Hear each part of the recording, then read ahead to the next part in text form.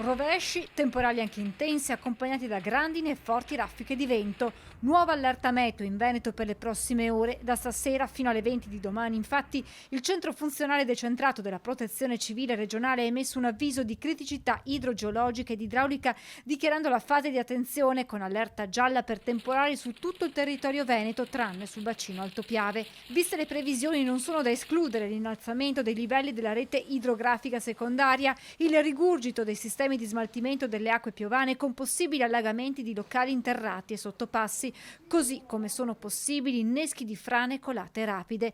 Proprio le frane sono l'emergenza con la quale stanno facendo i conti i sindaci delle zone collinari della Marca, alle prese con una pesante conta dei danni. Da lunedì riprenderemo di nuovo la conta dei danni, perché ancora non siamo ancora riusciti ad avere un quadro completo, però devo dire che questa cosa delle frane inizia a essere davvero un problema per le casse del comune, ma per tutti noi, per i cittadini e per chi comunque ha degli appezzamenti di terra in collina. Ormai non le conto neanche più da quante sono fra frane in luoghi pubblici e in luoghi privati, ma sono davvero tante. Tra i 500 e gli 800 mila euro i danni causati dalle frane nel solo comune di Farra, a colpire un patrimonio, quello collinare, che ad ogni ondata di maltempo mostra la sua fragilità. Bisogna che vengano assegnate ai comuni delle risorse importanti, perché siamo stufi di dover passare mesi e mesi in attesa di autorizzazioni, di burocrazia, e intanto la situazione può solo peggiorare. Dare ai comuni le risorse necessarie per intervenire nell'immediatezza è la richiesta che arriva da questi territori.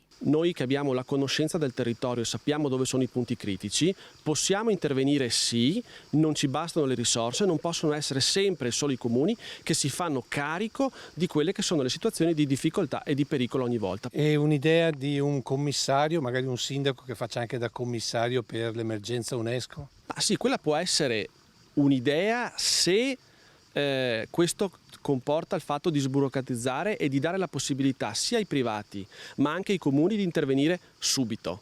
Perché, come ripeto, se io devo aspettare 6 mesi, un anno per avere delle autorizzazioni, fare i progetti, avere i calcoli, trovare i soldi, allora la storia è finita.